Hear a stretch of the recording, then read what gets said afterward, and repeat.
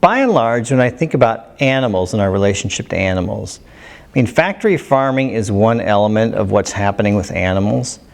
And the bottom line with animals is that we're moving farther and farther into the mindset that animals are simply objects to be used for whatever purposes and desires we have. We're starting more and more to look at animals as tools to get what we want, right?